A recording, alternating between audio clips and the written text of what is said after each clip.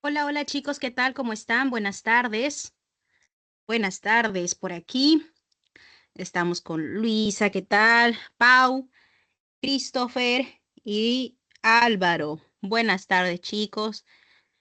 Espero que estén teniendo una buena semana, repasando sobre todo para que no se nos olviden los temas que ya están transcurriendo. Nos encontramos en la semana número 12, chicos. A ver, la semana número 12.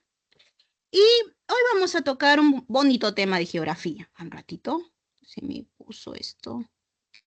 Un bonito tema de geografía. Acerca de las grandes zonas o áreas de reserva de agua. Vamos a colocarle como, un ratito, elegí mal ya.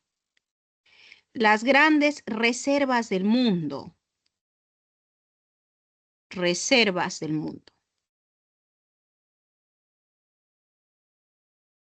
Reservas del mundo. Bien. Una de las principales reservas del mundo, tanto de oxígeno y de agua, me refiero a la gran cuenca del Amazonas. Así es que el Amazonas, vamos a empezar aquí, es la mayor cuenca del mundo. Primer dato, del mundo, la más grande. Recuerda que la cuenca está conformada por sus partes altas, donde discurre el río, y no es del área del río, no es el lugar del río, por supuesto, es junta todas las partes altas hasta agrupar al río, ¿no? Hasta bordear al río. Es cuenca. Entonces, es la mayor cuenca del mundo en área. Tiene agua dulce, sí, el 20% de agua dulce del planeta, solo en el Amazonas. Tiene también la mayor diversidad. Vamos a colocar acá diversidad. Profesora, en especies, sí, pero hay otro tipo de diversidad. ¿Cuál? Étnica. Entonces vamos a colocar aquí cultural. En el Amazonas hay una parte que no es todavía invadida por el hombre, no puede tener el hombre acceso por miedo que siente a lo desconocido. Incluso hay especies que se están descubriendo. Salió último de una rana y no de un roedor también, no recuerdo bien. Pero en esos lugares tenemos etnias no contactadas. Les decía que en lugares de selva virgen, de lugares súper alejados, hay población, sí. Incluso están con taparrabos, las mujeres están con el pecho descubierto. ¿Y cómo lo sabe, profesora, su existencia? Porque el Estado para volando con avionetas en la selva. Y ahí los descubrió.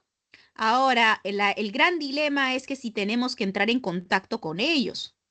Si es que llegaríamos a entrar en contacto, los podríamos enfermar, pasándole alguno. Nosotros estamos ya, claro, estamos inmunizados por diferentes vacunas, pero ellos no. Entonces ese es el gran dilema. ¿Qué más hay, profesora? La mayor producción de oxígeno. La mayor producción de oxígeno, O2 le voy a poner. ¿Cómo se da esta producción de oxígeno? Los árboles en especial, profesora, las plantas no. La agricultura no. Tiene que ser árboles donde las hojas estén más desarrolladas, sean grandes. Ahora, ¿qué hace el árbol? El árbol va a tomar dióxido de carbono, ese es este proceso, y va a liberar oxígeno. Es decir, va a consumir el carbono, el carbono inorgánico y lo va a convertir en orgánico. Bien, entonces, pero ¿qué sucede, profesora, con el con el oxígeno que nos brinda? Si ya sabemos nosotros, si talamos, si eliminamos a esa plantación, entonces no vamos a poder contar con oxígeno. Pero por otro lado, no importa si quitamos a un solo árbol, simplemente con elevar la temperatura de la tierra, El proceso retarda a la hojita de crear esta conversión. Ese es el gran problema del calentamiento global también. Ya bueno, oxígeno. Entonces, también dijimos, ya, diversidad cultural y biológica, la voy a poner acá. Biológica, te hablaba de especies, ¿no? Descubiertas. ¿Cuál es, profesora, y si me habla esto de la conversión de la parte forestal, entonces, ¿qué hacen o qué acciones se tiene que tomar? Solo 8 países que bordean al Amazonas son los que están comprometidos. A eso se le llama tratado, porque han firmado un tratado de cooperación amazónica. Cooperación amazónica. Profesora, ¿y el resto del mundo amazónica? El resto del mundo, bueno, no se debe directamente a la protección. Claro, salvo si puede prestar apoyo, ayuda, ahí sí acude. Entonces te decía, son 8 países. Tú cuentas, si gustas, cuántos países están bordeando al Amazonas. ¿Y qué es lo que dice el tratado, profesora? Dice que se tiene que promover un desarrollo armónico dentro de la Amazonía. Un desarrollo donde pueda lidiar la población, la naturaleza y el espacio físico. Bien, ¿y cuáles son las amenazas? Porque también, por supuesto, hay amenazas para su desaparición. Amenazas. Dentro de las amenazas tenemos, bueno, en la selva especialmente, la minería. No cualquier minería, por supuesto, te estoy hablando de la informal, la que es más contaminante. Tenemos la pérdida de estos bosques también podría ser por el aumento o la construcción de vías. Ya. Si construyen una vía en ese ecosistema, lo fragmentan, ¿no? A ver dónde está. Entonces, tenemos que este es un ecosistema. Construimos una vía. Esta vía va a hacer que sea otro ecosistema a este lado y este otro. O en el peor de los casos se elimina totalmente. Ahora también, incremento de la población. También se van a vivir hacia ese lugar, hacia ese lado. ¿Qué más pasa en amenazas? Dentro de las amenazas también tenemos la presencia de las industrias. Las industrias, por toda la producción de gases, también contaminan a la Amazonía. A todo esto, ¿dónde está? Acá. A todo esto se le conoce como amazonietos. Te decía Amazonía. Ahí está la Amazonía, nuestra gran reserva de agua y también de conversión de dióxido de carbono por oxígeno. ¿Qué otro tipo, otro gran reservorio tenemos? Tenemos un lugar de hielo, no netamente hielo, también tiene parte continental. Ah, profesora, se refiere al hemisferio sur, la Antártida, ajá, la zona austral, ajá. Ya, entonces colocamos aquí, se encuentra en el hemisferio sur. Las temperatura de la Antártida pueden oscilar entre los negativos, el mejor de las temperaturas que están cercanos al litoral, cerca al mar, es negativo 0,4 grados centígrados y puede llegar lejos del océano a negativo 68 grados centígrados. Profesor, ¿y quién podría vivir a 68 grados centígrados? Claro, ¿existe esa temperatura? Sí, y es bastante intensa, ¿no? Todavía no se sabe a ciencia cierta, de repente hay evidencia que todavía no es compartida, ese es otro punto, de que puede haber al interior de la Antártida, no se animan tanto a ir a la parte media. Claro, un poco como que ingresan o sobrevuelan también. Hacen algunas veces vuelos y ahí ven ahí algunas irregularidades. Como todo es hielo, hay una parte positiva en la Antártida. La Antártida y su cielo. tiene una atmósfera limpia, vamos a decirle traslúcida, limpia de humos, limpia de gases, porque no hay actividad humana. La- por eso es que se han colocado observatorios. Van al observatorio, miran todos los cuerpos celestes. Entonces, una atmósfera traslúcida, ideal para avistamientos de cuerpos celestes. También tenemos a qué recursos están en la Antártida, profesora. Recursos de la Antártida. Los recursos tiene el agua, dije así, agua, pero cristalizada o de hielo, ¿no? Criogénica. Entonces, su origen, génesis, es la parte del agua solidificada. Profesora, flora, fauna, tiene, por supuesto que tiene. La flora, la flora, en la flora tenemos pues musgos pegados al hielo. No es mucha, en realidad no es mucha. En la fauna, la ballena, por ejemplo, y entre otras especies. Una de esas especies te voy a mencionar por aquí, que es la base de la cadena trófica para que se alimenten otros animales. A eso le llamamos el krill.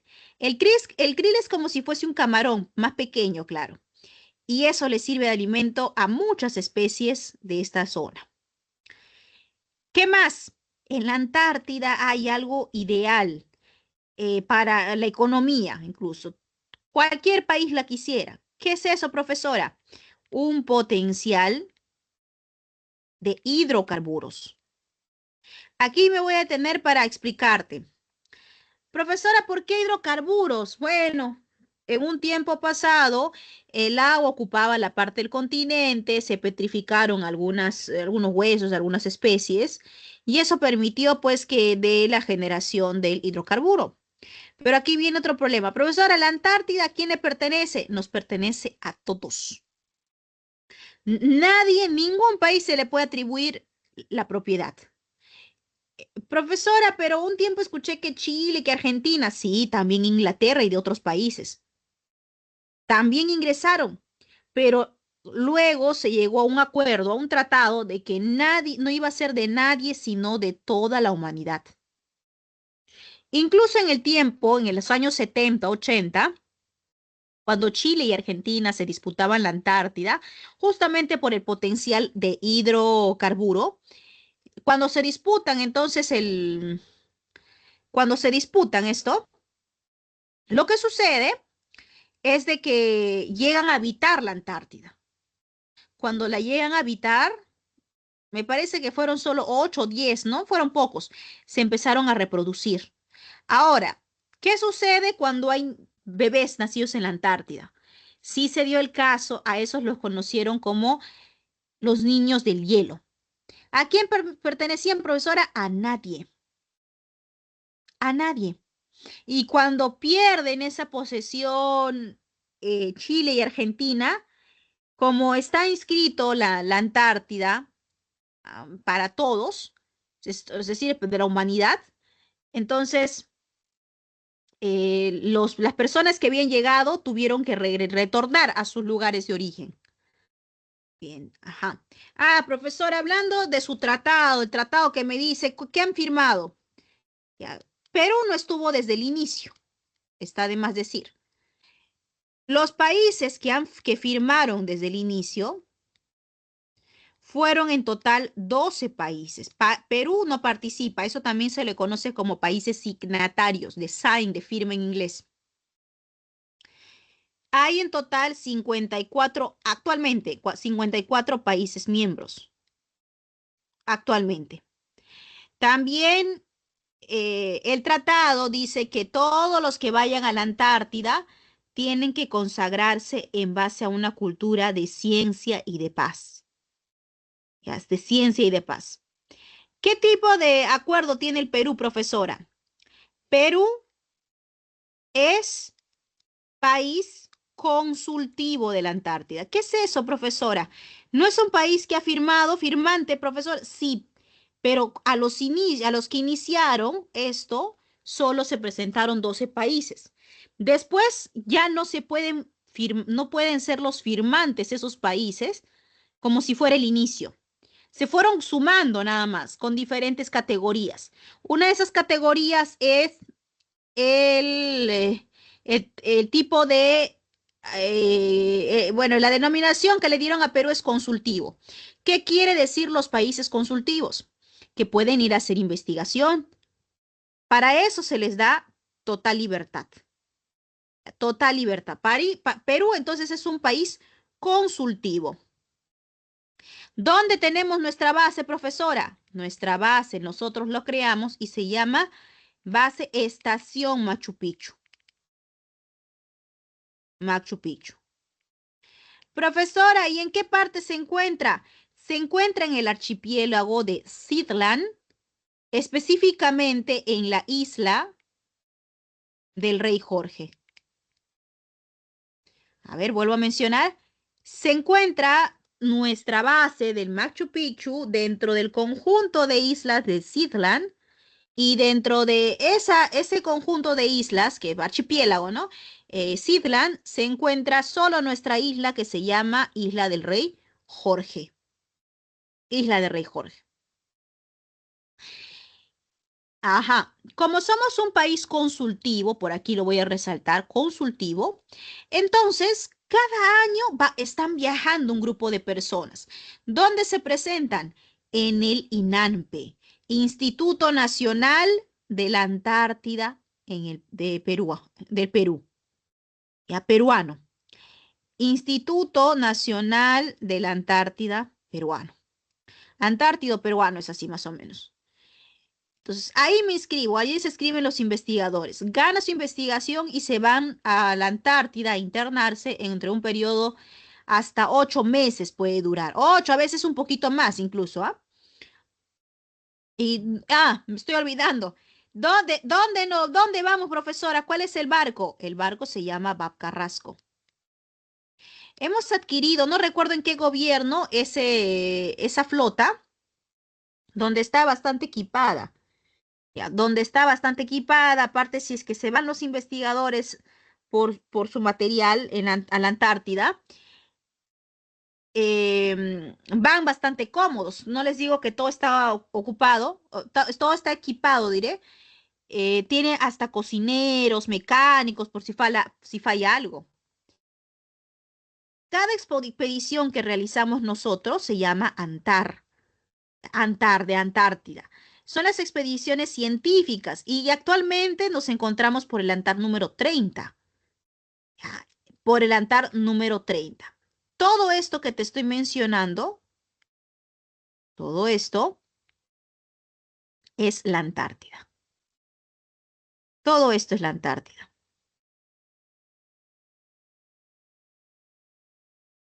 Muy bien. Agua dulce almacenada en esta Antártida.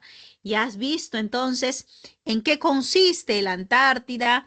Incluso si podrías estar un poco más atento de repente a las múltiples formas de comunicación, envían algunos reportes de la Antártida, algunos reportes, o si puedes ver el material o el documental de Alejandro Guerrero, que sí se va hasta la Antártida, ve ahí la forma de vida por estos 6, 8 meses. Ya, es bonito, muy bien. Entonces, dos formas de reservas del mundo. Hablamos del Amazonas y de la Antártida. Bien, bien, bien. Ajá. Seguimos en cuanto a reservas, pero ahora nacionales.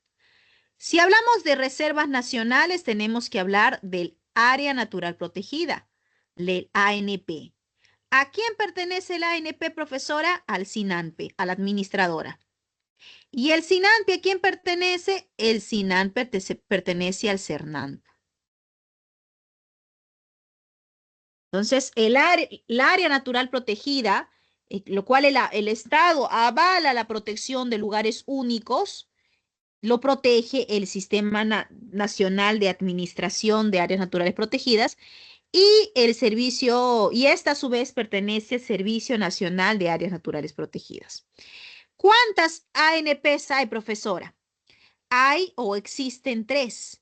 Según el lugar, el ámbito, ANP nacional, estas en total hay 75. ANP de conservación regional, esas tienen en total de 23. Y el ANP de conservación privada.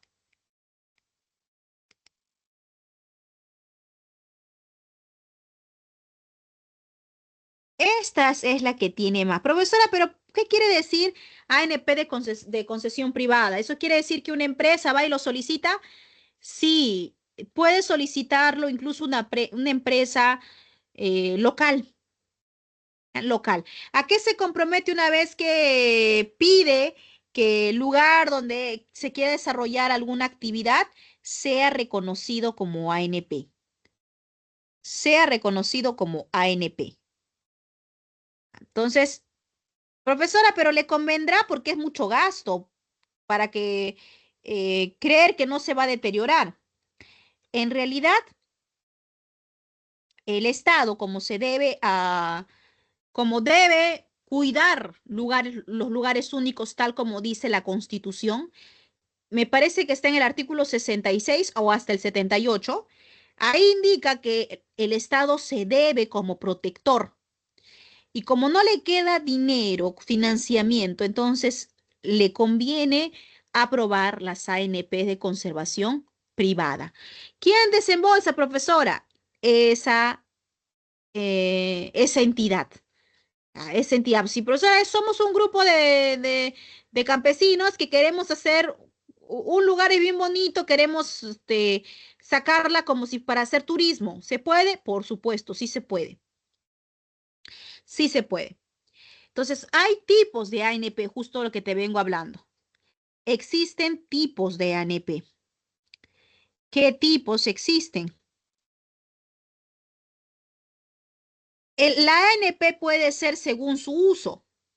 Puede ser de uso indirecto y puede ser de uso directo.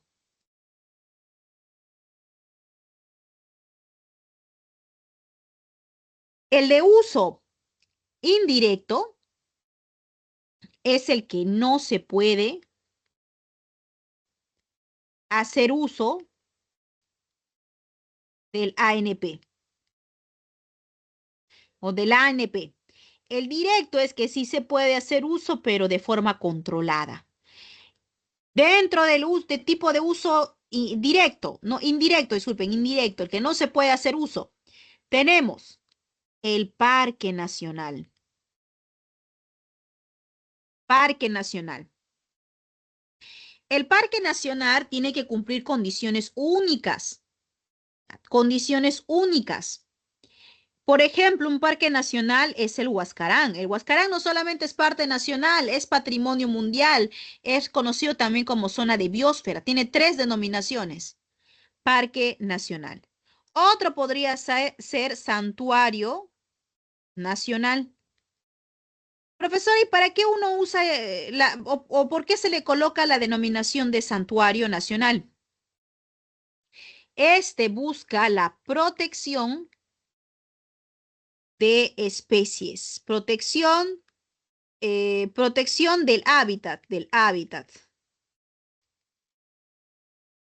la especie,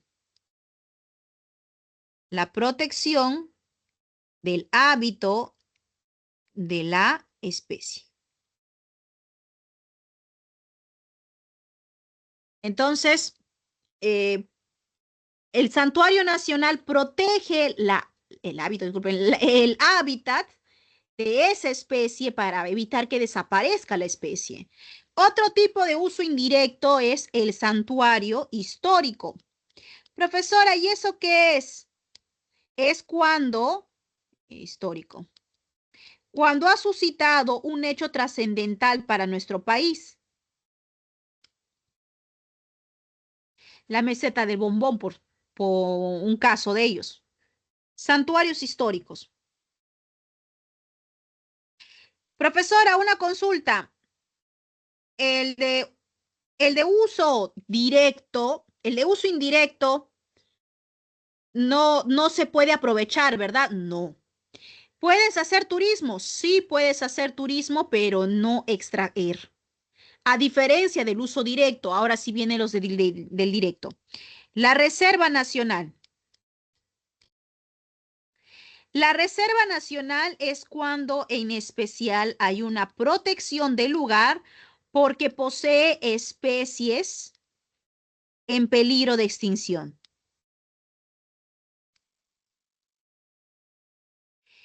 Entonces, el uso directo es la Reserva Nacional porque dentro de ella tiene la protección de especies en peligro de extinción. Uno de ellos puede ser el lobito de crin, como en sabana de palmeras, que también está en peligro de extinción. Otro es el refugio, bueno, la parte em, de animales es lo que abunda aquí. Refugio o vida silvestre, la conservación de estas especies. Otro de uso que sí podemos hacer uso es la reserva de paisajes. ¿Cómo? ¿Qué es eso, profesora? La reserva paisajística. Lugares bellísimos, ya, lugares bellos, son catalogados como reserva paisajística.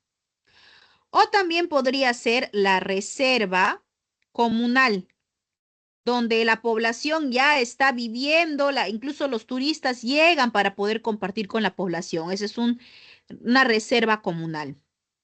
O también podría ser el bosque de protección. Todo lo que son troncos de árboles en este bosque de protección. O podríamos también hacer uso con el coto de caza. Se han incrementado venados, entonces es la temporada de disparar a los venados, a practicar la caza en los venados. Eso es coto de caza, hasta que se lleguen a regularizar las especies, por supuesto. Pero antes, profesora, yo encontré un lugar bien bonito ya, pero no sé si podría ser parque, santuario, reservas, refugios u otros. Entonces, ¿qué haría, profesora? Lo que tienes que hacer es enviar tu estudio técnico. Va el Senan, el SINANPE va y dice, bueno, antes de catalogarlo como uso indirecto, directo, ponerle alguna categoría, va a ser necesario resguardarlo. Ajá. Ese resguardo recibe el nombre de zona de reserva. Pero es muy criticada la zona de reserva porque nada me indica que pueda no desaparecer mi especie que estoy tratando de cuidar o el lugar que estoy tratando de cuidar. Aparte que la revisión por parte del SINANPE demora, chicos, demora. Y en esa demora han habido lugares excepcionales, muy hermosos, que justamente por culpa de esa demora es de que no se pudo dar la protección en el momento y terminó desapareciendo ese ecosistema único. Terminó desapareciendo. ¿Ah? Profesor, una consulta. Y si me dice que es de uso directo, si me dice que es de uso directo, entonces eso quiere decir que en la Reserva Nacional van las personas y se llevan de repente alguna planta. Sí. Una reserva nacional es la de Paracas, por ejemplo, en Ica. Y en ese lugar, en Paracas se hace, no recuerdo cómo se llama la planta o el árbol, no recuerdo cuál es, pero se hace retiro de eso porque es necesario para la población, de repente para algún tipo de beneficio, pero está prohibida o se trata de no hacer masiva esa comercialización o que obtengan ese producto. Si es que se da, entonces en el tipo de área natural protegida por uso directo, se trata de colocar planes ¿no? Planes de manejo para la extracción de algunas especies.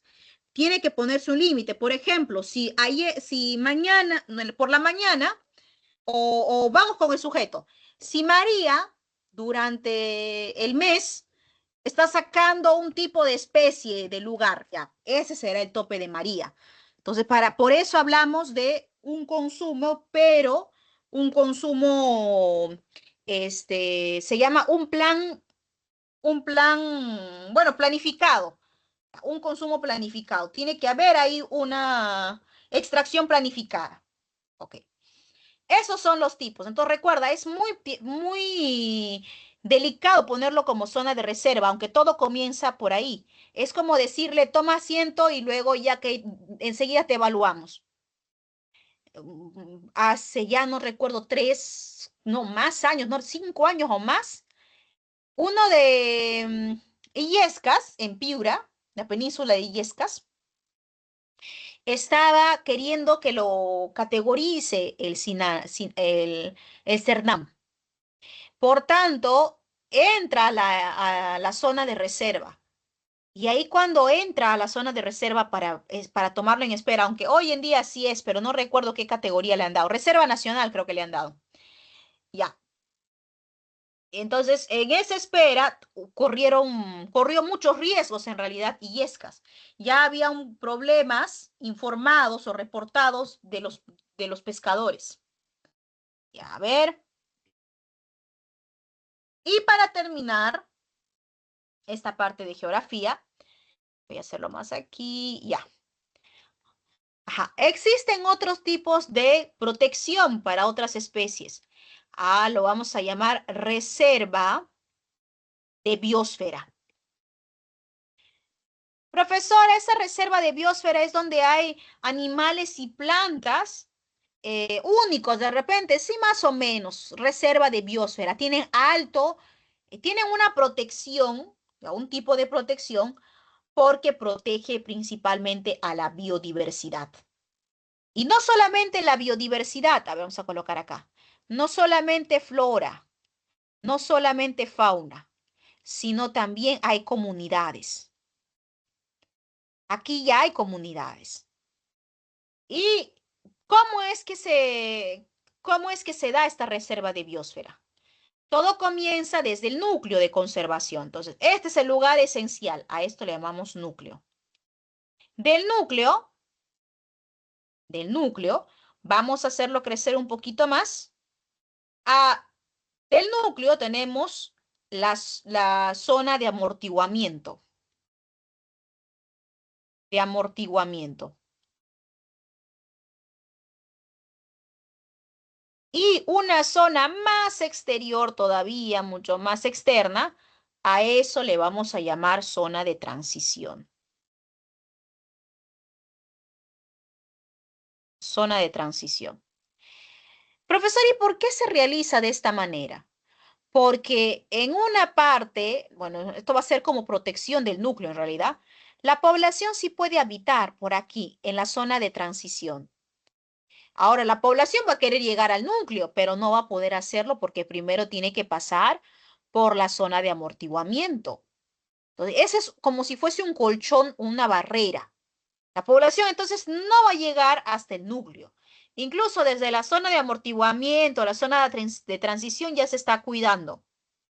¿Qué será? Para justamente evitar que lleguen al núcleo. En el Perú tenemos como 7 u 8 reservas de biosfera. Claro, profesora, ¿esas tienen categoría mundial? Así es, tienen categoría mundial, reconocimiento mundial. Y recuerda que si uno quiere darle esa categoría mundial, necesita de mayor cuidado y un cuidado específico. ¿Y para qué lo hacemos, profesora? Recuérdemelo, para tener mayor afluencia turística, para que nos ayude en el marketing también. Ajá. Entonces, vistos estos temas, de repente algunos ingresaron un poquito después, vamos a recordar ahora sí un poquito más rápido para poder resolver el boletín. A ver. Hoy día, chicos, los que entraron un poquito después, hablamos acerca de las reservas de biodiversidad del mundo. Uno de ellos, grandes reservas de agua y de especies también podría de ser, aunque más abunda en la Amazonía. Uno de ellos es la Amazonía y el otro es la Antártida. Ya. Comenzamos con la Amazonía, sus características. Es la más grande cuenca del mundo, es la en área, es la mayor cuenca del mundo. Tiene el 20% de agua dulce. Tiene también la mitad de árboles o de bosque es húmedo tropical. Tiene la mayor biodiversidad en flora y en fauna y sumado a la diversidad cultural.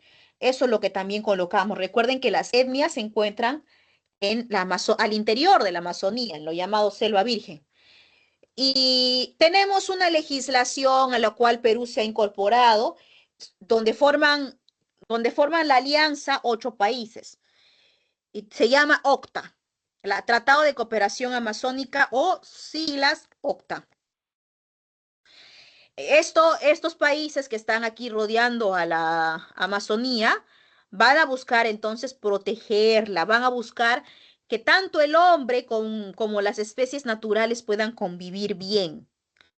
Las amenazas, expansión agrícola, minería ilegal, incendios forestales, vías de transporte. La Antártida, por su lado, mencionábamos que está rodeado de mar. Su clima puede ir desde los 0,4 grados centígrados, que en la parte litoral, hasta los negativos 68 grados centígrados, que es en la parte al interior, al interior. Tiene una atmósfera traslúcida, una atmósfera tan limpia que permite el avistamiento de cuerpos celestes. Los recursos naturales, aquí está la cadena básica de la fauna. A esto se le llama el krill. Eso es como si fuera una langosta, un camarón medio transparente. Ajá. ¿Qué más hay, profesora, como recursos naturales? Tiene minería, tiene hidrocarburos. Algunas especies de fauna. El pingüino, la gaviota, la foca, la ballena azul, la orca también es casera de la Antártida. Hay un tratado antártido que sí existe, de los cuales comenzaron firmando solo 12 países. Luego se fueron incorporando en realidad, con la categoría como tiene el Perú de consultivo. En total, junto con los firmantes o con los signatarios, sumado a, sumado a los países eh, sumado a los países consultivos, como caso peruano, son 54. Aquí tienes todas las banderas del mundo, mira. La Antártida recuerda que no le pertenece a nadie. No le pertenece a nadie. Lo que se busca con todo esto es afianzar alianzas con otros países y compartir investigaciones. En el Perú tenemos entonces, tenemos una adhesión, pero como miembro consultivo, una base que se llama Machu Picchu. ¿Dónde se encuentra la base? Se encuentra en el Instituto Nacional Antártico Peruano, es el INANPE. O si no, la flota del VAP. ¿Cómo llegamos ahí? Por el VAP Carrasco. El VAP Carrasco es esta flota, que lo compramos también. Es un buque oceanográfico que ya lleva no sé desde cuándo está iniciando en realidad el VAP Carrasco, pero ya eh, hay como alrededor de, em, a ver, dijimos que, ya de 30 expediciones, se me estaba yendo la idea, de 30 expediciones. Ya vamos en la número 30. Cada año se realiza esa expedición. Van alrededor de 30 personas a la Antártida por 6, 8 meses para hacer sus investigaciones. Ya, las expediciones reciben el nombre de ANTAR. ANTAR. Entonces ya estamos por ahí. Y también hablamos de las áreas naturales protegidas. Dijimos que la Constitución avala la protección de las áreas naturales protegidas y, e indica que el Estado tiene que hacer lo posible para su conservación. Para su conservación. ¿Quién se encarga de la administración, profesora? El CERNAM. El CERNAM con la ayuda del SINANPE. SINANPE. Las áreas naturales protegidas se dividen según su uso. Indirecto, aquellos que no se puede hacer uso, y directo, que sí se puede hacer uso y aprovechamiento. Directo, Parque Nacional, Santuario Nacional y Santuario Histórico. Los demás lo vamos a colocar en uso directo. Pero cada vez cuando yo pida al CERNAM la categorización del lugar donde me encuentro, primero en la banca de espera, cuando te quedas en la banca de espera, tienes que pasar como zona de reserva, zona reservada. Luego, después de la zona reservada, te evalúan y ahí recién te colocan. Profesora, ¿qué pasa si no tiene tanto impacto, si no lo ven tan relevante? Ah, entonces no va a ser, no va a quedarse ni como zona reservada. Entonces, vamos por acá. Los parques nacionales tienen características únicas. S- Y recuerda que estos parques nacionales son aquellos que van a ir como para la evaluación de la UNESCO, clases pasadas lo vimos esto, de la UNESCO para ser evaluados como patrimonios mundiales. Entonces, el Parque Nacional sí tiene una gran responsabilidad a nivel nacional. Ajá. Principales parques, Curterbo, por ejemplo, de Cajamarca, Tingo María, Manu, Huascarán, un parque nacional, creo que sí te dije de ejemplo, el río Abiseo, el Alto Purús, los cerros de Amotape, Yanachaga, Chemillén, Huaja, Sonene, Cordillera Azul y otros más. En cambio, los santuarios nacionales, ya, ahora, ojo, cuando hablábamos de los parques nacionales, recuerda que es de indirecto, uso indirecto. Y cuando hablamos de los santuarios nacionales, hablamos de un uso directo, de un uso directo. Estos lugares tienen la intención de proteger hábitats de especies. Tenemos, por ejemplo, Santuario Nacional de Guayay, Calipuy, Ampay, Megantoni, Manglares de Tumbes, Laguna Mejía y otros. Bien, ahí está el uso directo. Bien. La Chay, Calipuy, Tambopata también se encuentra. Pampas, Galeras, Pacaya, Samiria, Salinas y Agua Blanca, Paracas, San Fernando, Dorsal de Nazca. Ja. ¿Y cómo podríamos proceder para el reconocimiento internacional como biosfera? Tenemos que mostrarlo de esta manera. Te dije que siempre cuando ya el lugar esté identificado, que tiene una gran cantidad especies, de especies biológicas, entonces ahí se inscriba. La parte centro va a ser siempre la zona del núcleo. Vamos alejándonos, esta es la zona de amortiguamiento y donde vive la población es la zona de transición. Por más que quiera la población seguir avanzando hacia de repente a la zona de amortiguamiento, no va a poder ser. Esa es la ventaja y ¿no? Que tiene como tres escudos. O bueno, dos escudos. Dos escudos. Entonces, la función de la biosfera es la conservación de los ecosistemas, generar conciencia, el fomento del desarrollo económico y servir de ejemplos de educación y capacitación en cuestiones de derecho sostenible. Las 7 reservas de biosfera son noreste de Amotapes en los manglares en Tumbes, el Gran Pajatén, que está en Amazonas, el Huascarán, Huaraz, Oxapampa, Ashánica, Yanesha. Oxapampa ha sido catalogado una reserva porque es altamente productiva también. Avireri, Braem, eso es cuando eh, hay algunos lugares porque están siendo amenazados por las sustancias ilícitas, como bueno, en la parte del Brae, ¿no? Bosque de neblina, Está lleno de neblina. Gracias a que esté lleno de neblina es que la selva central crece por la humedad. El Manu, o también llamado sabana, ecorregión de sabana, también hay la mayor cantidad de especies. Muy bien. Vamos a resolver, chicos, el primer ejercicio. Este de acá, bueno, es este. En general tenemos alrededor de 1073 sitios de patrimonio mundial, hablando de la zona de biosfera. 832, que en su mayoría son mayoría, es cultural, 206 natural, 35 mixtos y 167 hay estados mixtos, 35 mixtos nada más. Entonces, la mayor cantidad no deja de ser cultural, ¿no? Seguido del natural, 206. Muy bien. Ahora sí, uy, vamos a resolver las preguntas de esta semana, chicos, para poder responderlas. Ay, si tienen inquietudes, dudas, también me las van dejando mientras doy dando este espacio de resolución.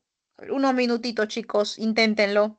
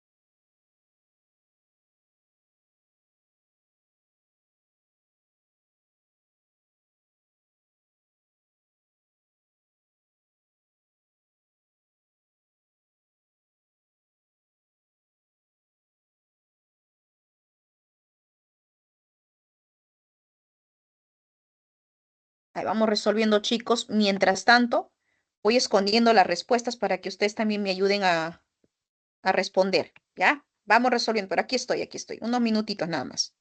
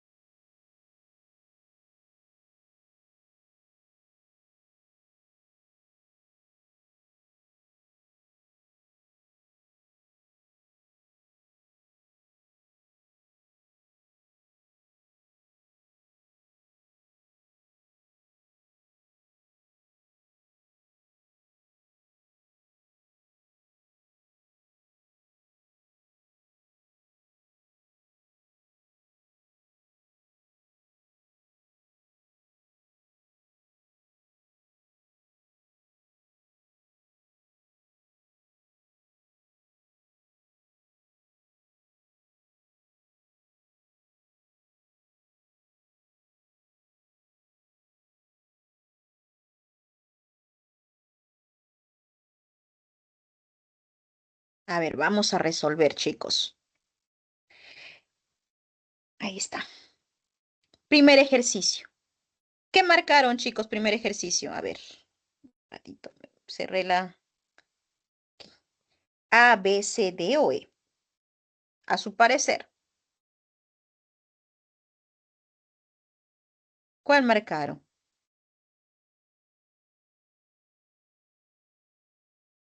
¿Mm?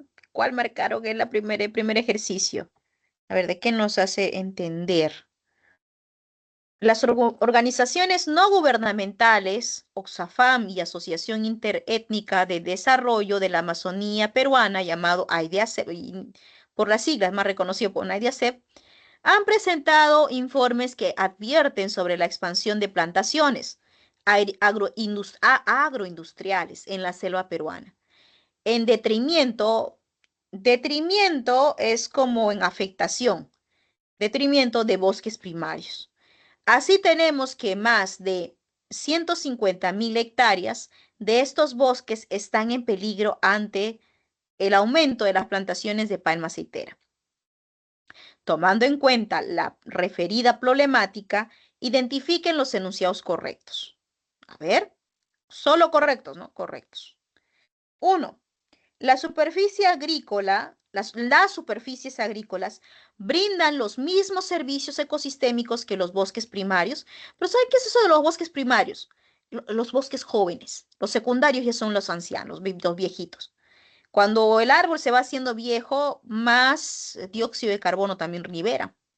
Bueno, ¿será pues la parte agrícola sirve lo mismo que la parte forestal? Falso, ¿verdad? Falso, lo mencioné. 2. La práctica descrita es sostenible. No puede ser sostenible porque acá dice que está perjudicando, ¿no? Las plantaciones agroindustriales está yendo en perjuicio, detrimento es eso, de los bosques primarios. Está causando una afectación. Falso, no es sostenible. 3. La capacidad de conversión del carbono inorgánico en compuestos orgánicos se ve seriamente afectada. Verdadero, ¿no? Verdadero. Como ya no vamos a tener mucha conversión de esto inorgánico a orgánico, entonces por las plantaciones agroindustriales va a haber un retroceso. No, va en un retroceso. Falso, falso, verdadero, verdadero. La capacidad de conversión del carbono inorgánico a orgánico se ve seriamente afectada, sí. No, sí se ve afectada. Está una afirmación nos están haciendo. 4. Los sistemas agroforestales. Profesor, ¿qué es un agroforestal? Las zonas agroforestales es cuando se realizan plantaciones. Se colocan plantaciones, árboles. No sé, es como sembrar árboles. Ya. Los sistemas agroforestales con especies nativas serían una mejor alternativa para recuperar la resiliencia de los ecosistemas. Por supuesto, verdadero, verdadero. Respuesta 3 y 4, 3 y 4. B. ¿Así fue tu respuesta? A ver. De repente sí, pues a veces hay palabritas diferentes, ¿no? Detrimento, por ejemplo. Bien, la 4 vuelvo a mencionar, si es que no me has entendido, la 4 dice, los sistemas agroforestales, agroforestal es plantación, es cultivo de plantaciones, cultivo de bosque, con especies nativas, incluso propias del lugar son nativas, sería una mejor alternativa para recuperar la resiliencia de los ecosistemas. Correcto. ¿Está? A ver, el 2. El 2, ya me hablan de la expedición, ya.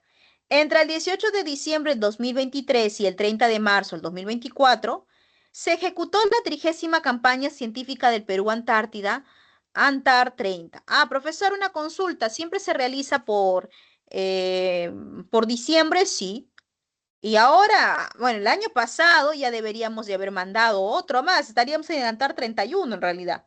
Pero bueno, Antar 30. Sobre estas expediciones es correcto afirmar que. Dice correcto, identifica lo correcto. contemplan la promoción de la actividad turística. Entonces, ¿podemos hacer turismo en la Antártida? No, no se puede. Falso, solo van los países, los países consultivos con su equipo de científicos. Y así también los demás países. B.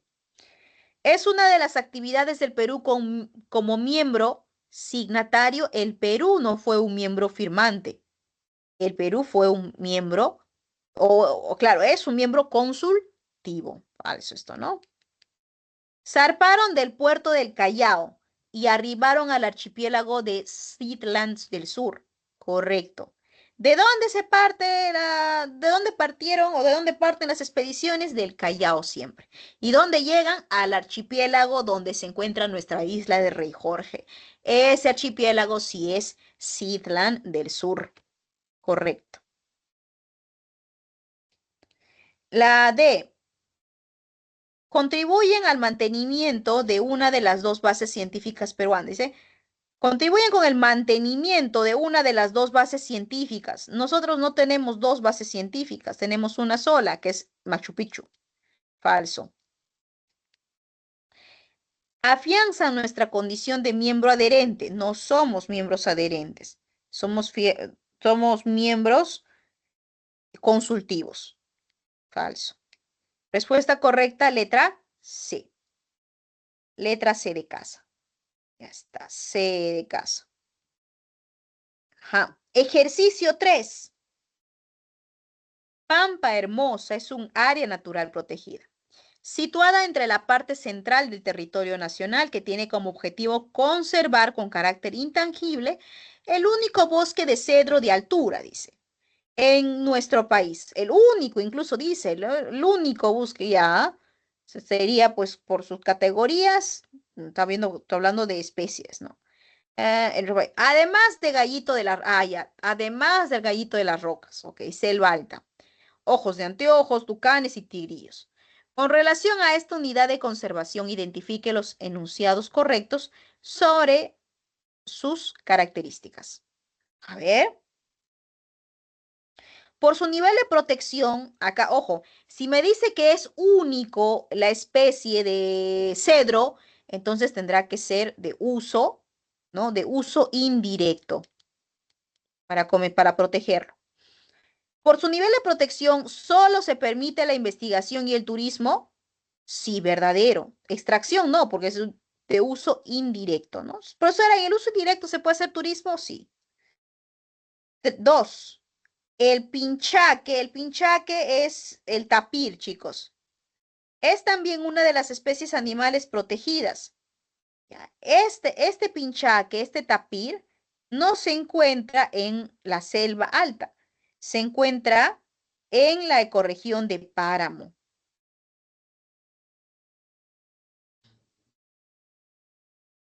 Falso. 3. Es un área natural protegida de uso indirecto, está bien eso, de los recursos naturales. Todo eso está bien, verdadero. La mayor parte de su territorio se ubica en la ecorregión Páramo. No, aquí está diciendo selva alta, o creo que no dice. No dice selva alta, ¿no? Pero yo lo asocio por el gallito de las rocas. Por el gallito de las rocas. Entonces, ¿se ubica en la ecorregión Páramo? No, es selva alta. Ok. Entonces, los enunciados correctos son el 1 y el 3. La A. A de avión. 1 y 3.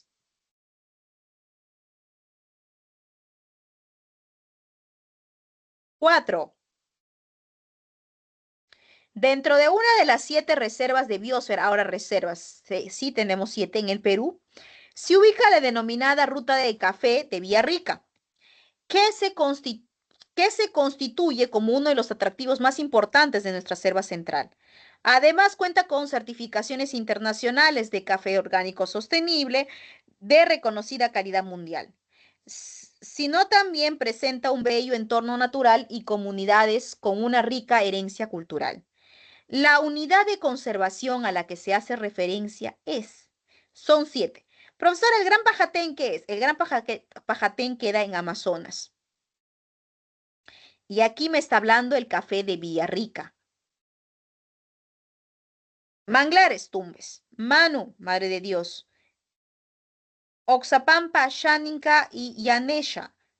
Y me sale la opción Braem, ¿no? Rápidamente yo marcaré, es Oxapampa.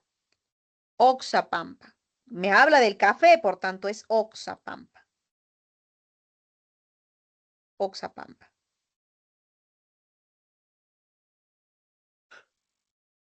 Claves de la semana. 1B, 2C, 3A y 4D. Y así es como cerramos ya la semana 12 de geografía. Y ahora no, tenemos que avanzar la semana, pero que corresponde a cívica. Ya estamos hablando ahora, estamos ingresando a hablar de los poderes del Estado. Comenzaremos con el poder legislativo.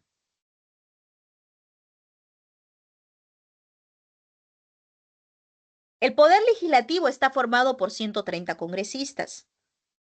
¿Cuáles son sus tipos de funciones? Porque tiene funciones, ¿ah? Son tres.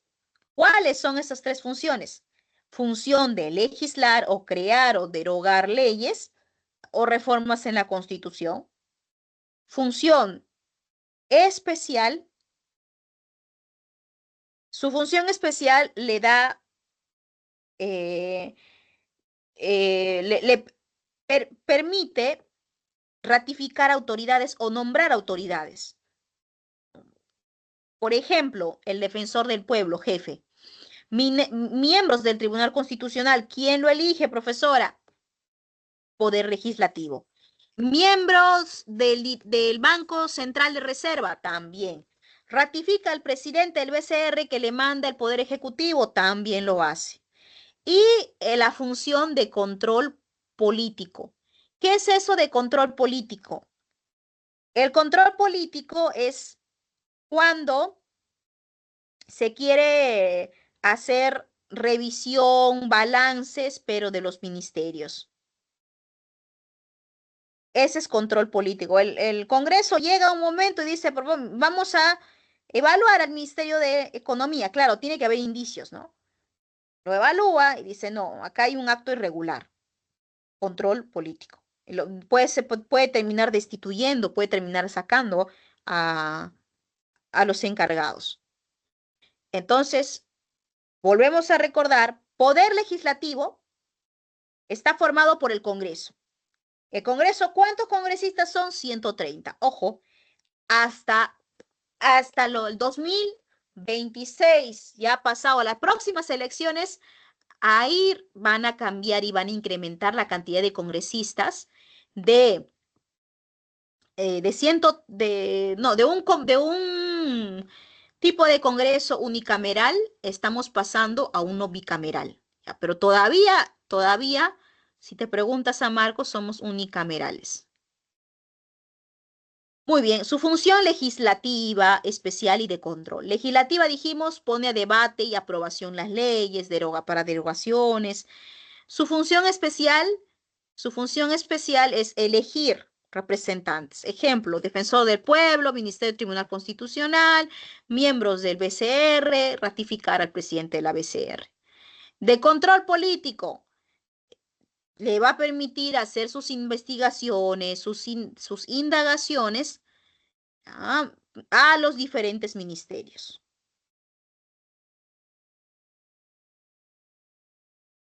Sobre los congresistas. Como sabrán, no tenemos un requisito mínimo. Máximo para que todavía se cumpla su situación de elegir y ser elegido. Lo único que se pide es que sea peruano de nacimiento. A un extranjero no no podrían elegirse. Profesora, ¿qué pasó con Kuczynski? ¿Qué pasó con Fujimori? En su caso, eh, estamos hablando del ser peruano de nacimiento, disculpe, me distraje. Ser peruano de nacimiento, entonces estamos diciendo, si no tiene la nacionalidad peruana, no podríamos respetar ese derecho al que dice la Constitución de que podemos ser elegidos de cualquiera puede ser elegido, ¿no? Pero siempre y cuando tenga la nacionalidad. En el caso de Kuczynski, en el caso de Fujimori, ellos fueron nacionalizados, tenían una doble nacionalidad y así también es permitido. Haber cumplido 25 años, mínimo, edad mínima 25 años. Gozar el derecho de sufragio, no estar impedido, claro, a sufragar.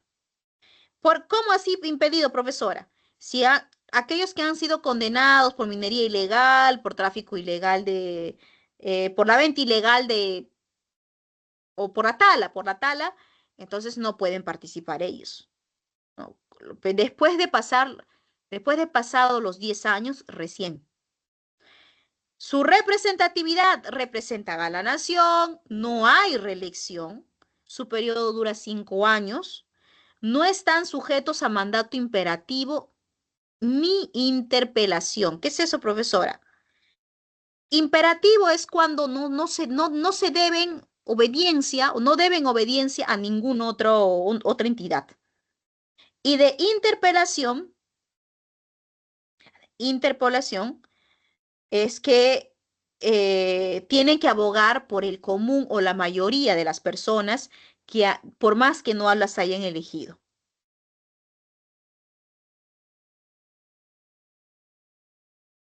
El procesamiento por la comisión de delito. Ah, ya. Profesora, ¿qué sucede que si el congresista comete un delito? Por más que se compruebe el delito, va a tener eh, tiene que, tiene que pasar esta cantidad de años, que son 5, para recién ser condenado. Pero, profesora, ¿qué pasa si... Ah, ya. ¿Y quién revisa el caso, profesora? Ahí no lo revisa pues cualquier juzgado, ¿no? Eso lo realiza o es competencia de la Corte Suprema de Justicia, los congresistas. Tiene características del cargo, no puede renunciar. Claro, puede ser destituido, sí, lo que ha pasado con Kenji Fujimori. Fue a Kuczynski a pedirle el indulto a su padre, fue a pedirle indulto a su padre, y su acompañante termina grabándolos, ¿no? Entonces no se puede haber hecho ese tipo de trueque, ese tipo de cambio. Por eso mismo es que vacan a Kuczynski, lo sacan a Kuczynski, y el hijo de Fujimori, Kenji, es retirado del Congreso. Es incompatible con el ejercicio de cualquier otra función pública. El congresista no va a ser, pues, a la vez, no va a ser alcalde.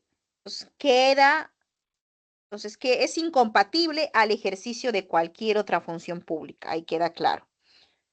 A ver, ¿qué atribuciones puede darnos el Congreso? Puede tener el Congreso. Formar leyes, ya lo sabemos, ¿no? Elaborar leyes, ya lo sabemos. Interpretarlo, modificarlo, ya lo sabemos. También el Congreso le debe respeto a la Constitución, todo se realice de acuerdo a la Constitución. Puede también el Congreso aprobar los tratados. Bien, aprobar los tratados. Aprobar el presupuesto general, o el presupuesto y la cuenta general de la República. ¿Qué es eso, profesora? Cada año diferentes entidades le mandan al Congreso para presupuesto o liberación presupuestal. ¿Por qué crees tú que los congresistas solitos se aumentaron el sueldo? Tienen esa capacidad. Aprobar el presupuesto y la cuenta general de la República. Autorizar empréstitos conforme a la Constitución. Empréstitos es cuando nos prestamos, nos realizamos préstamos, pero de una empresa o un organismo oficial también puede ser. Ejercer el derecho de amnistía. Profesora, ¿qué es la amnistía? La amnistía es liberación, chicos. Liberación. Liberación para aquellos en la época del terrorismo, no es para cualquiera. Liberación de los militares y policías presos, pero de la época del terrorismo. Amnistía.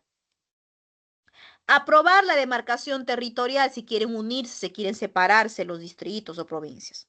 prestar consentimiento para el ingreso de tropas extranjeras en el territorio de la República, suponiendo que el Perú entra en caos, totalmente en caos. No puede controlarlo la policía, el ejército.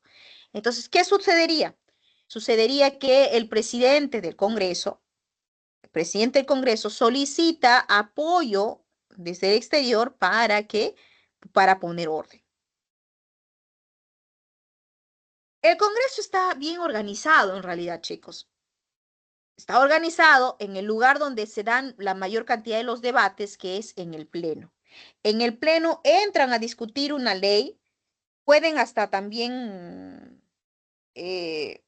discutirla y por votaciones se elige siempre. Siempre cuántos congresistas votan por esto y se va aprobando.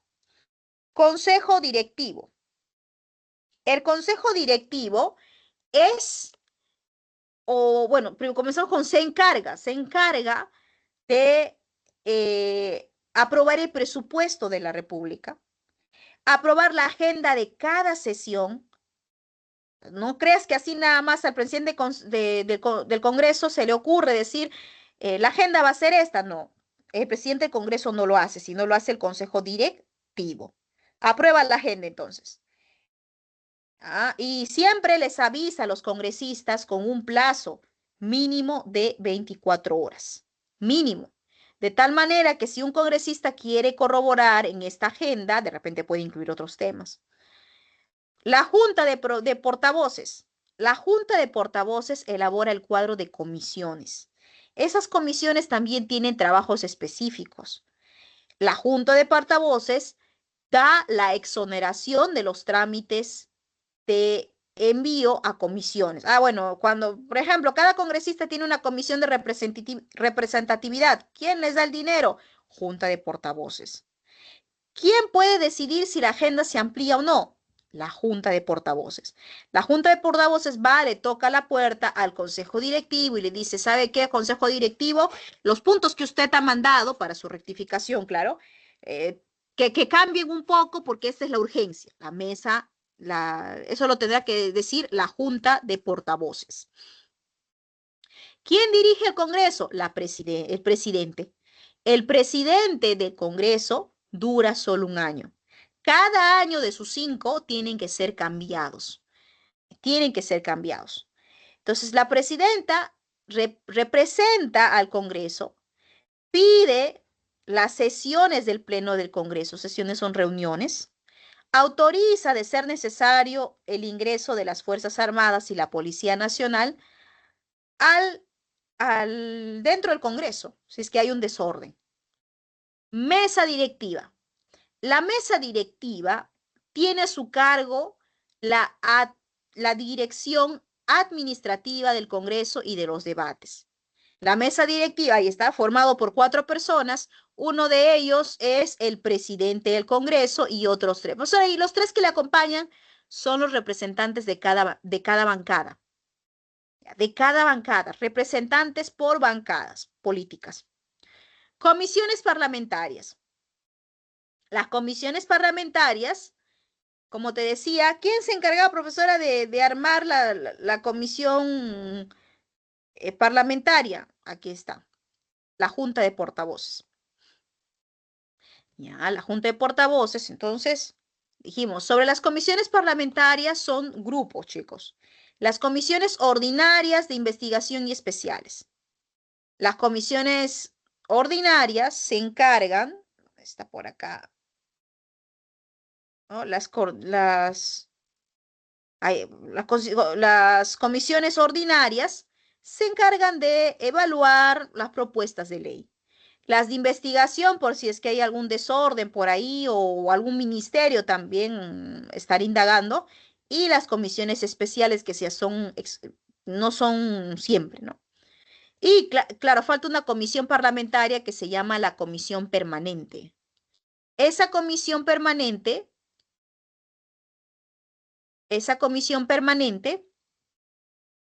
nos quedará cuando tiene 2 funciones. Cuando cierran el Congreso, se activa la comisión permanente. Me parece que tiene que cumplir un porcentaje. Y si en caso la comisión permanente eh, no es por cierre del Congreso, profesora, ¿por qué más, por qué más no puede servir? Cuando el presidente no puede firmar alguna ley para que sea promulgada, quien lo reemplaza es la comisión permanente. ¿Quién lo reemplaza? Bien, ahí está, justo hablando de la comisión permanente. Se instala dentro de los 15 días útiles posteriores a la instalación del primer periodo ordinario de sesiones. Entonces, ahí está, se instala en los 15 días útiles, una vez que ya ingresaron los congresistas.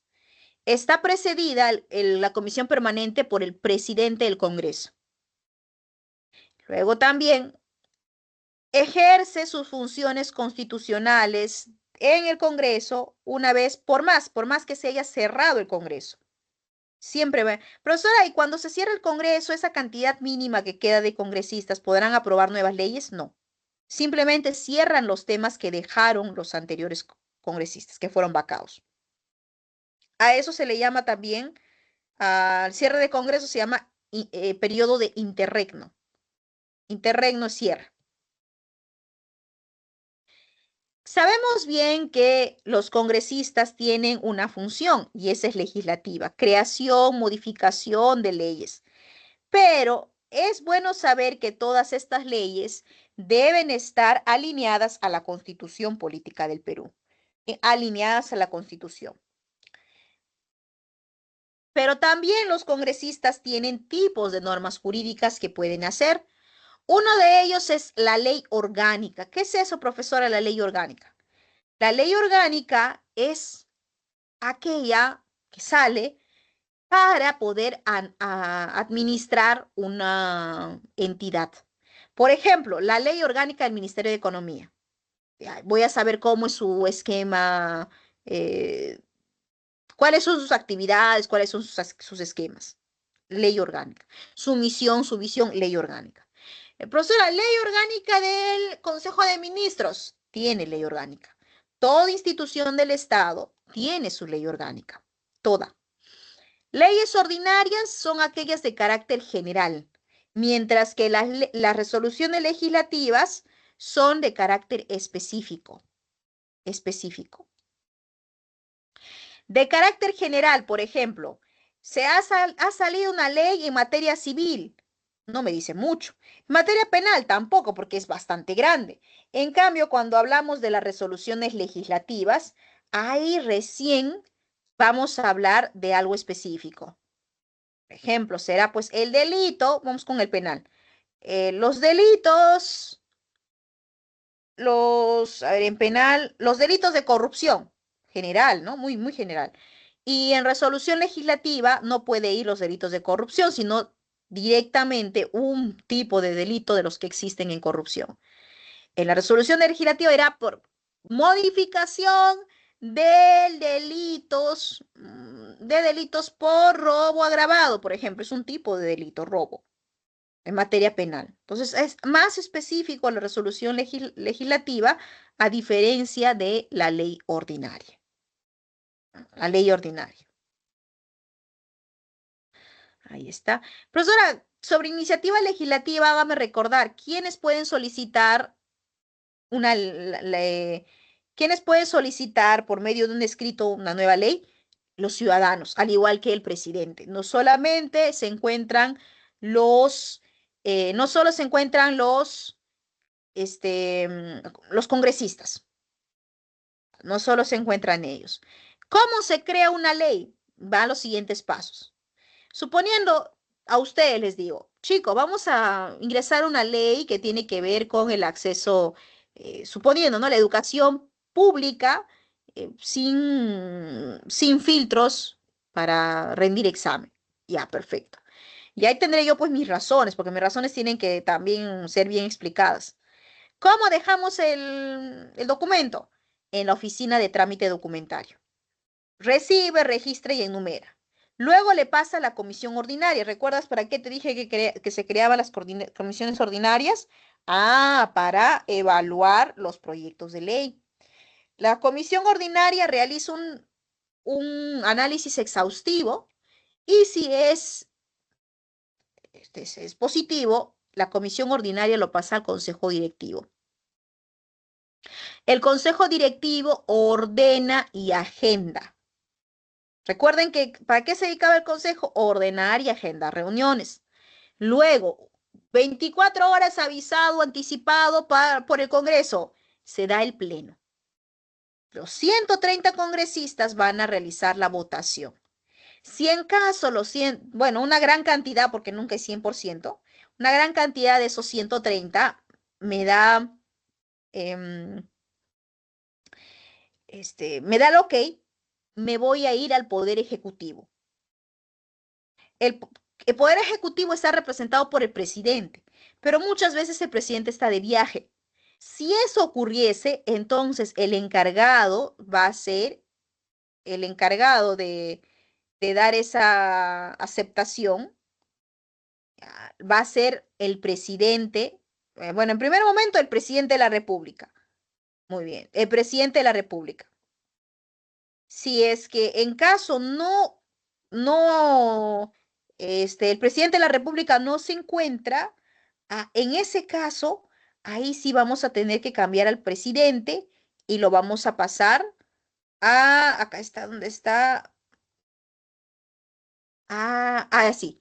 Vencido plazo a la comisión permanente. Acá está, acá está, acá está. Pensé que no lo había apuntado. Ahí está, la comisión permanente. La comisión permanente es la que se activa cuando no está el presidente ahí está, para que llegue a sus manos. Después, ya sea el presidente o la comisión, lo tiene que promulgar. ¿Dónde lo promulga? Hay un diario oficial en el Perú que se llama El Peruano, Diario Oficial El Peruano. En ese diario oficial del peruano, entonces sale, ¿no? La ley no tal, tal, ya.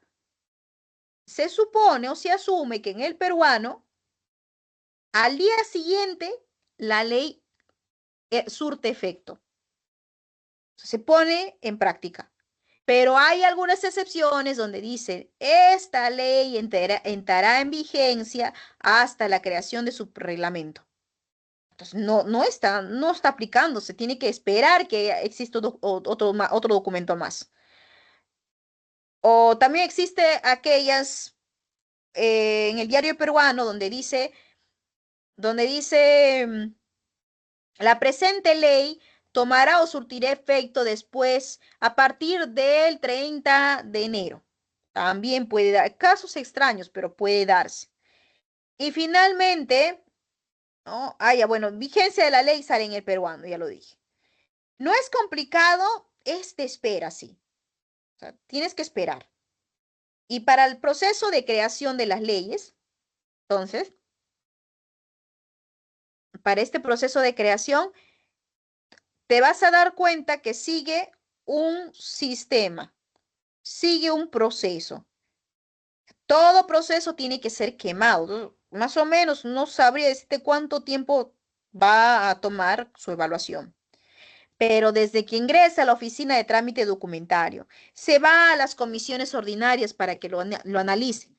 Y las comisiones le manden al consejo directivo para que ordene y agende. Luego pasa a la reunión al pleno de los 130. Hay una votación, la votación es ganadora. Se pasa al poder ejecutivo, representado por el presidente para que lo promulgue. Si en caso el presidente está de viaje, se encuentra mal, de repente, podría hacerlo la comisión permanente. La comisión permanente. Entonces, una vez que la comisión, que supongamos comisión permanente, una vez que ya tiene el visto bueno, lo tiene que promulgar. ¿Dónde lo promulga? En el peruano. En el peruano lo tiene que sacar. Y después que sale en el diario oficial del peruano, ahí mismo va a indicar la vigencia de la ley. Esta ley entra en vigencia a partir de tal día. Eso tienes que esperar a hacer. Profesora, ¿qué pasa si yo cometí el delito? O bueno, no delitos, no, yo hice algo, profesora, pero ya o se está se hice algo y al día siguiente la ley surtió efecto. Decían que ese algo era un delito, profesora, pero antes no era un delito. Entonces, ¿qué haría? En tu caso, no va a surtir efecto. porque tú lo hiciste antes y la ley aparece después. Una vez que aparezca la ley, recién puede ser. Profesora, pero no podría haber un documento donde los imprima hoy por el peruano y diga que todos los demás casos que han sido vistos hasta ahora se regularicen, ¿no? Mediante esta ley o haciendo caso a esta ley, no, no se podría. No, no se podría. Bien. Ok, ok, antes. Entonces, un repaso nada más rápido, chicos. Llegamos al Congreso. Del Congreso tenemos mucho que hablar. Del Congreso hablábamos acerca de las funciones. Tiene tres tipos de funciones, dijimos. Uno es legislar, para el cual ya sabíamos, elaborar leyes, debatirlas, aprobarlas. Luego su función especial es elegir a altas autoridades, jefes, defensor del pueblo, Tribunal Constitucional, miembros de la BCR y el presidente de la BCR. Por dicho sea de paso, pues Velarde se va a quedar muchísimos años más, ¿no? Como ya lleva muchos años seguido de ser presidente del BCR. Incluso el presidente del BCR tiene una duración cada 7 años recién. Luego también tiene una función de control político. Eso quiere decir que a los ministerios los va a estar revisando, evaluando cómo, si es que han cometido algún acto irregular y tienen esa potestad. ¿Ah? Ya está. Luego dijimos que para ser congresista necesita solo ser peruano de nacimiento, tener un mínimo de 25 años y no estar impedido a sufragar. La representatividad. Representan a la nación, tienen 5 años de mandato, no hay reelección, no pueden renunciar, no pueden renunciar. Los congresistas, ajá, ahí está. Sus funciones son modificar parcialmente la Constitución, también podría ser. Aprobar, bueno, también otra función de los congresistas, respetar la Constitución y lo que existe dentro de ella. Otro de las atribuciones, aprobar los tratados. Aprobar el presupuesto de la cuenta general de la República, los empréstitos que son préstamos, ejercer el derecho de amnistía, es decir, liberar a los militares y policías que estaban en la lucha contra el terrorismo. Aprobar la demarcación territorial, eso donde puede ser en nuestra provincia se quiera fusionar o se quiera dividir. Uy. ¿Cómo está estructurado? El pleno es donde se debaten, tantos congresistas aprobaron la ley, tanto sale y se aprueba al final. Consejo directivo. El consejo directivo se encarga de aprobar el presupuesto de trabajo. Se encarga de aprobar la agenda de cada sesión del pleno. Ojo, el consejo directivo solo se encarga de la agenda. Ya, la agenda. Profesora, bueno, no, solo no, pues también hay aprobar el presupuesto, ¿no? Claro, pero tenemos que ver sobre la agenda o el contenido de los puntos a tratar, está mejor, acerca del contenido de los puntos a tratar. Luego, la junta de portavoces crea el cuadro de comisiones o el cuadro de trabajos.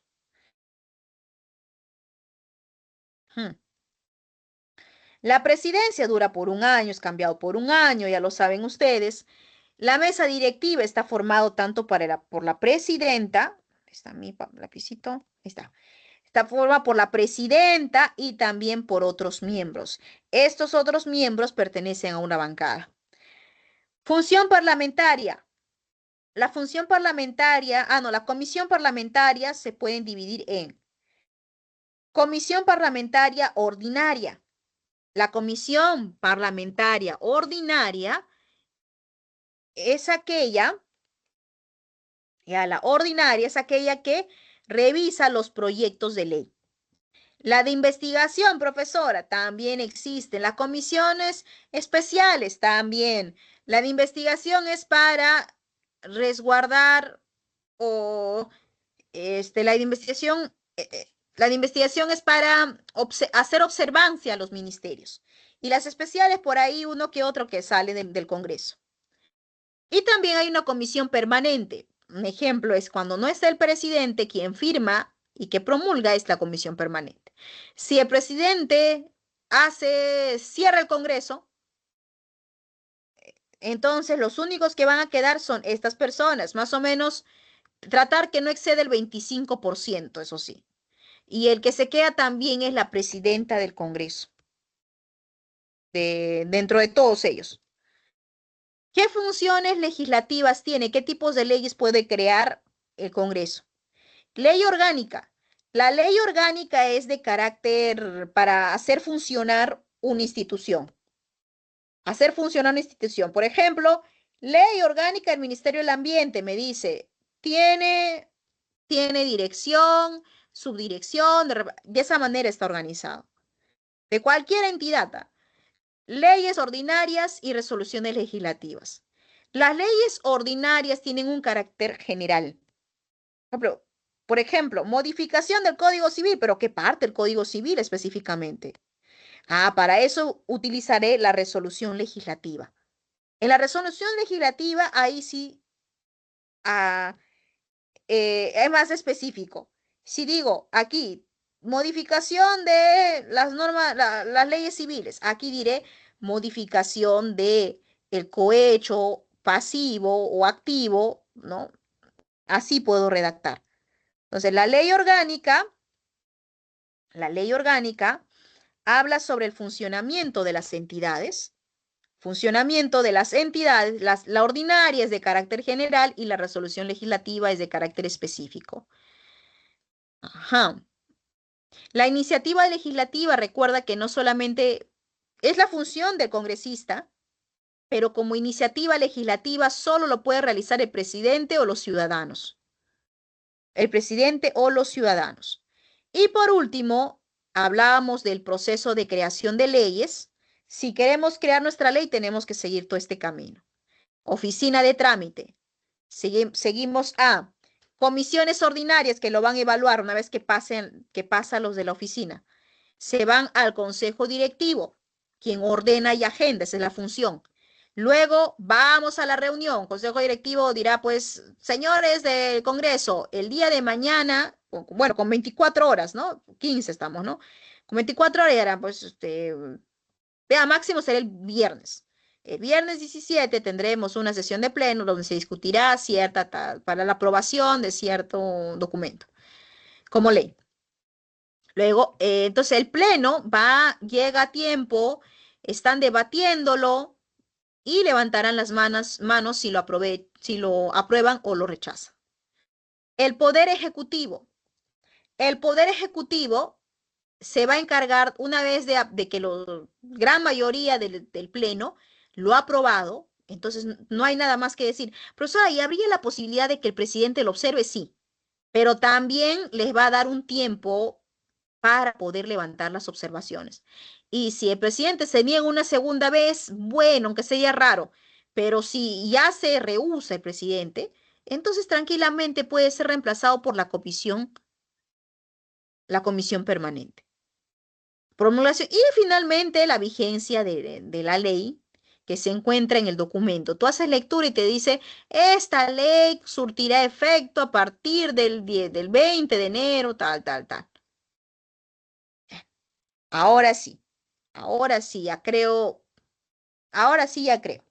A ver, hay que resolver, chicos, unos minutitos para ver cómo hemos entendido, cómo hemos capturado toda la lección. Unos minutitos.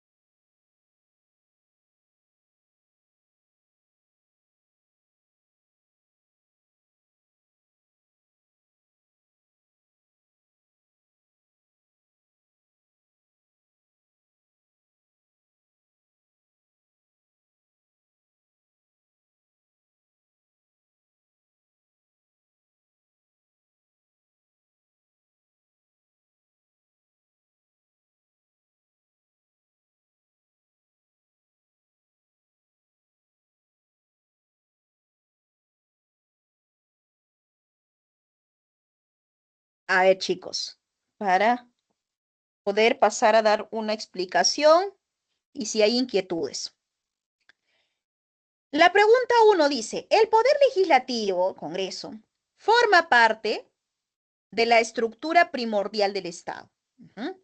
Teniendo no solo funciones legislativas, tenemos sus funciones, dijimos que eran uno, legislar, la más común que se conoce, la función especial y la función de control político, sino también fiscalizador, ahí está, ¿ve? De control político.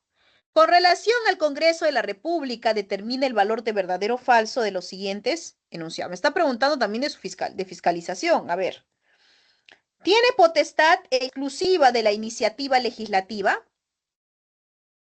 ¿Qué dicen con esa pregunta, con esa afirmación? ¿El Congreso tiene la potestad exclusiva de la iniciativa legislativa? ¿Sí o no?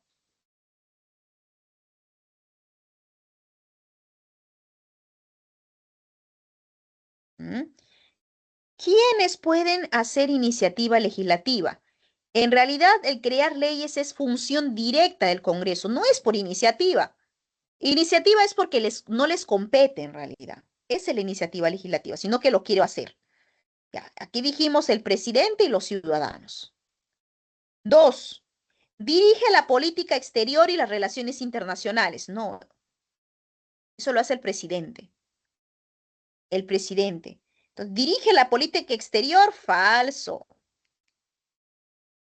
Tres, aprueba el presupuesto y la cuenta general de la República. Este sí es verdadero, ¿verdad? Ese sí es verdadero. Cuatro, está compuesto por una Cámara de Diputados y Senados. Dice, está compuesto. No. De repente se estará compuesto. Ahí sí. Ahorita todavía seguimos siendo unicameral. Seguimos todavía como unicamerales. Hay una sola verdadera entre tantas falsas. Así. Preguntita.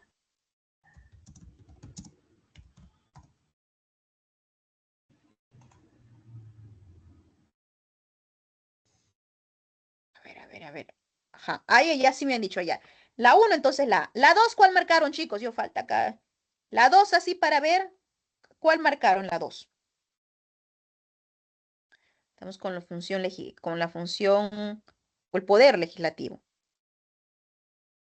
Ajá, Muy bien, María. Muy bien, María Luisa. A ver, el ejercicio 2. El presidente de un organismo supervisor de la inversión privada sostiene ante una comisión del Congreso de la República que los legisladores deberían acatar las instrucciones en materia económica del Poder Ejecutivo. De acuerdo a nuestro ordenamiento jurídico, ¿es correcto lo expresado por el funcionario público o no es correcto? Ajá, me está diciendo que, a ver, el Congreso de la República, que los legisladores deberían, ahí está, me dice, los legisladores deberían acatar instrucciones en materia económica del Poder Ejecutivo. ¿Sí o no? Profesora, ¿eso qué quiere decir? Eso quiere decir que ellos se van a basar en lo que les diga el Poder Ejecutivo. Ajá. ¿Ves? El presidente de un organismo supervisor de la inversión privada.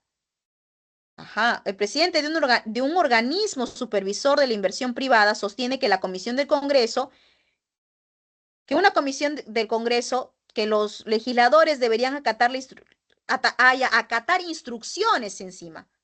No. Su mandato es imperativo, es decir, nadie puede ordenarle al Congreso, nadie le puede ingerir nada, nadie lo puede condicionar u orientar a nada, son libres. Entonces, no. ¿Por qué ahora? No porque los parlamentarios solo rinden cuentas al presidente. No, no porque, aquí dice, los congresistas no se encuentran sometidos. Ahí está, en mandato imperativo. Justo, mandato imperativo. La 3. Ay, me queda poco tiempo ya. La 3. Vamos a relacionar cuáles son las oficinas, las direcciones del Congreso, cómo está organizado. ¿Quién se encarga de supervisar la administración del legislativo, del Congreso? La mesa directiva. ¿Quién aprueba o rechaza una ley en asamblea, profesora? El pleno. La asamblea se da en las reuniones del pleno. Dirige el curso de los debates y las votaciones. El presidente, ¿no? El presidente dice, ya, le cedo la palabra al representante tal, apellido tal, nombre tal. Opera durante el interregno o cierre parlamentario. Comisión permanente. Bien, no estaba bien, estaba bonito. La C, letra C de casa. Y la última, la 4, el consejo directivo tiene una posición plural, dado que está conformado por los representantes de los grupos parlamentarios denominados directivos portavoces y por los miembros de la mesa directiva. Ah, sí, eso me lo voy a mencionar. Correcto, está firmándolo igual en el enunciado. Referente a este órgano parlamentario, consejo directivo, identifique los enunciados correctos. Consejo directivo. ¿Es la máxima instancia deliberativa del Congreso? No, la máxima instancia se llama pleno, no es consejo directivo. 2. ¿Aprueba el presupuesto y la cuenta general de la República? Sí, verdadero. 3. ¿Ejerce funciones tras la disolución del Congreso? ¿El Consejo directivo se queda cuando se cierra el Congreso? No, ¿verdad? A eso le llamamos comisión permanente. No, consejo directivo. El consejo directivo está bien, que aprueba el presupuesto y la cuenta general de la República. Y el último, estudia y dictamina los proyectos de ley. No, el quien estudia los proyectos de ley antes de que pase al pleno se llama la comisión ordinaria. Ajá. Uy, solo había un verdadero. Ay, acá está, solo dos. Solo dos. Esa es la clave. Están las claves de la semana, chicos. A, S y D. A, S y D. Vamos a ver. Muy bien. Ya dimos repaso, chicos. Perfecto. Ahí nos quedamos entonces. Ya los dejo con su otro profesor. Buena semana, chicos. Y ya saben, de ser posible, ir repasando el tema antes de iniciar. Cuídense, chicos. Chao, Linda. Cuídate, María. Cuídense los demás, chicos. Chao, chao.